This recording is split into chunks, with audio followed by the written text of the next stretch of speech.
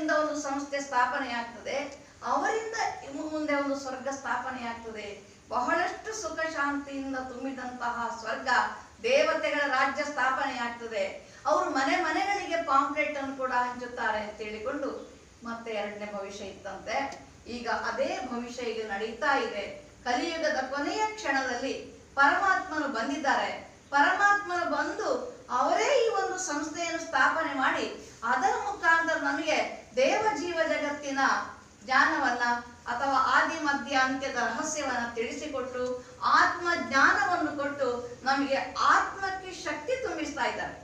ಈಗ ನಮಗೆ ಆತ್ಮದ ಶಕ್ತಿ ಕುಂದಿ ಹೋಗಲು ಕಾರಣ ನಮ್ಮಲ್ಲಿ ಇರುವಂತಹ ಪಂಚವಿಕಾರಗಳು, ಕಾಮ ಕ್ರೋಧ ಲೋಭ ಮೋಹ ಅಹಂಕಾರಗಳು.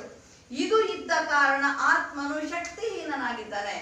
ಆಗ ಆಟೋಮೆಟಿಕ್ ಆಗಿ ಅವನು ಶಾರೀರಿಕ ಶಕ್ತಿಯು ಸಹಿತ ಅವನದು ಕುಂದಿ ಹೋಗ್ತದೆ. ಅದಕ್ಕೆ ಆತ್ಮ ಶಕ್ತಿಯನ್ನು ತುಂಬುವುದಕ್ಕೋಸ್ಕರ ಪರಮಾತ್ಮ ನಮಗೆ ಈ ಒಂದು ಶ್ರೀರಕ್ಷೆಯನ್ನ ಕಟ್ತಾ ಇದ್ದಾರೆ. ಈಗ ಈ ರಕ್ಷೆ ಅಂತಂದ್ರೆ ಫಸ್ಟ್ ಏನ್ ಮಾಡ್ತೇವೆ ಅಂತಂದ್ರೆ ಒಂದು ತಿಲಕ ಅಂತ ಇರ್ತೇವೆ.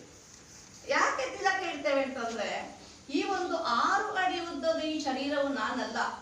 ಈ ಶರೀರದ ಒಳಗಡೆ ಇರುವಂತಹ ಒಂದು ಚೈತನ್ಯ ಶಕ್ತಿಯಾಗಿರುವಂತಹ ಸರ್ವಶ್ರೇಷ್ಠ ಪರಮಪಿತ ಪರಮಾತ್ಮನ ಸಂತಾನ ನಾನು, ಜ್ಯೋತಿ ಸ್ವರೂಪ ಆತ್ಮ ಅಂತೇಳಿ. ಅದಕ್ಕೋಸ್ಕರ ನಾನು ಆತ್ಮನಾಗಿದ್ದೇನೆ ಅಂತ ಸ್ಮೃತಿಗೋಸ್ಕರ ಆ ಒಂದು ತಿಲಕವನ್ನು ಇಡುದು. ಆಮೇಲೆ ಏನ್ ಮಾಡ್ತೇವೆ ಅಂತಂದ್ರೆ ಪುಷ್ಪವನ್ನು ಹಾಕ್ತೇವೆ ತಲೆಗೆ. ಯಾಕೆಂದ್ರೆ ಹೂವನ್ನು ಯಾರು ದ್ವೇಷ ಮಾಡುದಿಲ್ಲ. ಅದೇ ರೀತಿ ಅದ್ಯಾಕೆ ಈ ಹೂ ಇಲ್ಲಿ ಇಟ್ಟಿದ್ದೀರಿ ಅಂತ ಯಾರು ಹೇಳುದಿಲ್ಲ, ಬಹಳ ಖುಷಿ ಪಡ್ತಾರೆ ಹೂವನ್ನು ನೋಡಿ.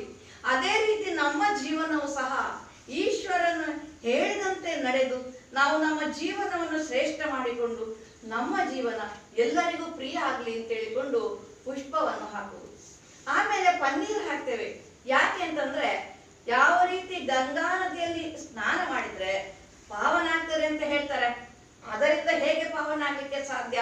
ಪರಮಾತ್ಮನು ಕೊಡುವಂತಹ ಜ್ಞಾನ ಸ್ನಾನದಿಂದ ಆತ್ಮ ಪಾವನ ಆಗ್ಲಿ ಅಂತ ಹೇಳಿಕೊಂಡು ಪನ್ನೀರ್ ಹಾಕುವಂಥದ್ದು. ಆಮೇಲೆ ಇದು ರಾಖಿಯನ್ನು ಕಟ್ತೇವೆ, ಶ್ರೀರಕ್ಷೆ ಅಂತೇಳಿ. ನಮ್ಮ ಒಳಗಡೆ ಇರುವಂತಹ ನಮ್ಮ ಶತ್ರುಗಳು ಪಂಚವಿಕಾರಗಳಿಂದ ನನಗೆ ಮುಕ್ತಿ ಸಿಗ್ಬೇಕು ಅಂತ ಹೇಳಿಕೊಂಡು ಅಲ್ಲಿ ಶ್ರೀರಕ್ಷೆ ಕಟ್ಟುದು.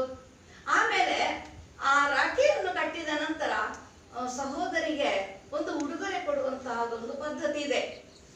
ಆದ್ರೆ ಇಲ್ಲಿ ಎಂತಹ ಉಡುಗೊರೆ ಕೊಡ್ಬೇಕಂತಂದ್ರೆ ಎಲ್ಲಾ ತಂಗಿಯರು ಇಷ್ಟಪಡೋದು ನನ್ನ ಅಣ್ಣನು ಒಳ್ಳೆಯವನಾಗ್ಲಿ ಅಥವಾ ನನ್ನ ತಮ್ಮನ ಒಳ್ಳೆಯವನಾಗ್ಲಿ, ಅವನಿಗೇನು ಕಷ್ಟ ಬರಬಾರ್ದು ಅಂತೇಳಿ. ಹಾಗಾದ್ರೆ ಕಷ್ಟ ಬರ್ಲಿಕ್ಕೆ ಕಾರಣ ನಮ್ಮಲ್ಲಿರುವಂತಹ ಪಂಚವಿಕಾರಗಳು. ಹೀಗಾಗಿ ಆ ರಕ್ಷೆಯನ್ನು ಕಟ್ಟಿಕೊಳ್ಳುವಾಗ ನನಗೆ ಮುಂದಿನ ಜೀವನಕ್ಕೆ ನನ್ನ ಯಾವ ಗುಣದಿಂದ ನಾನು ಹಿಂದೆ ಉಳಿದಿದ್ದೇನೆ, ಕಾಮದಿಂದ, ಕ್ರೋಧದಿಂದ, ಲೋಭ ಮೋಹ ಅಹಂಕಾರ ಸಿಟ್ಟಿನಿಂದ ಅಥವಾ ಯಾವುದರಿಂದ ನನಗೆ ತೊಡಕಾಗ್ತಾ ಇದೆ, ನನಗೆ ಮುಂದೆ ಹೋಗ್ಲಿಕ್ಕೆ ಆಗುದಿಲ್ಲ ಅಂತೇಳಿ ಆ ಒಂದು ಗುಣವನ್ನು ನಾನು ಇವತ್ತು ಬಿಡ್ತೇನೆ ಅಂತ ಹೇಳಿಕೊಂಡು ಪ್ರತಿಜ್ಞೆಯನ್ನು ಮಾಡುವುದೇ ಆ ಸಹೋದರಿಗೆ ಕೊಡುವಂತಹ ದಕ್ಷಿಣೆ.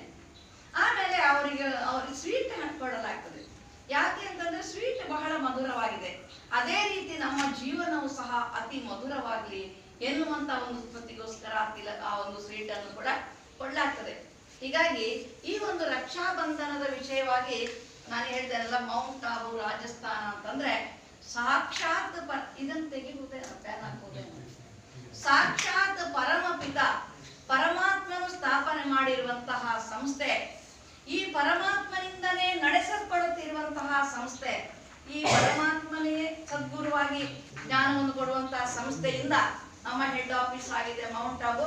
ಅಲ್ಲಿಂದ ನಮಗೆ ಒಂದು ರಕ್ಷಾ ಬಂಧನದ ವಿಷಯವಾಗಿ ಒಂದು ಸಂದೇಶವನ್ನು ಕಳಿಸಿದ್ದಾರೆ. ಏನಂತಂದ್ರೆ, ವರ್ತಮಾನ್ ಪರೀಕ್ಷಾ ಮೇ ರಕ್ಷಾ ಬಂಧನ ಕಾ ಮಹತ್ವ. ಏನು ಮಹತ್ವ ಇದೆ ವರ್ತಮಾನ ಸಮಯದಲ್ಲಿ? रक्षा बंधन के दिन बहनें अपने भाइयों की कलाई पर राखी बांधती है और उनके कल्याणार्थ प्रार्थना करती है। बदले में भाई भी अपनी बहनों के सम्मान की रक्षा करने की प्रतिज्ञा करते हैं। ಅಂದ್ರೆ ಹೇಳ್ತಾರೆ ಇಲ್ಲಿ, ರಕ್ಷಾ ಬಂಧನದ ದಿವಸ ಸಹೋದರಿಯು ತನ್ನ ಸಹೋದರನ ಕೈಗಳಿಗೆ ರಾಖಿಯನ್ನು ಕಟ್ತಾಳೆ. ಆವಾಗ ಅವಳು ಈ ರೀತಿ ಪ್ರಾರ್ಥನೆ ಮಾಡ್ತಾಳೆ, ನನ್ನ ಅಣ್ಣನಿಗೆ ಒಳ್ಳೆಯದಾಗ್ಲಿ ಅಂತೇಳಿ. ಆಗ ಆ ಒಂದು ಸಹೋದರನು ಕೂಡ ಹೇಳ್ತಾನೆ, ನನ್ನ ತಂಗಿಗೆ ಅಥವಾ ನನ್ನ ಅಕ್ಕನಿಗೆ ಒಳ್ಳೆಯದಾಗ್ಲಿ ಅಂತ ಹೇಳ್ಕೊಂಡು ಪ್ರತಿಜ್ಞೆ ಮಾಡ್ತಾನೆ. वास्तव में ये किसी भी भाई या अन्य के लिए संभव नहीं कि वह हर समय अपनी बहन या अन्य महिलाओं की रक्षा कर सके। यदि भाई आयु में छोटा, शारीरिक रूप में कमजोर या बहन से कहीं दूर स्थान पर रहता है तो वह कैसे अपनी बहन की रक्षा कर सकेगी? ಅಂದ್ರೆ ಆ ಒಂದು ಸಹೋದರಿಯ ರಕ್ಷಣೆಯನ್ನು ಸಹೋದರ ಮಾಡ್ತಾನೆ ಅಂತಂದ್ರೆ ಅವ್ನು ಸಣ್ಣವನಿರ್ತಾನೆ, ಕೆಲವು ಸಲ ಮಕ್ಕಳು ಇರ್ತಾರೆ, ಅವ್ರು ಹೇಗೆ ರಕ್ಷಣೆ ಮಾಡ್ಲಿಕ್ಕೆ ಸಾಧ್ಯ?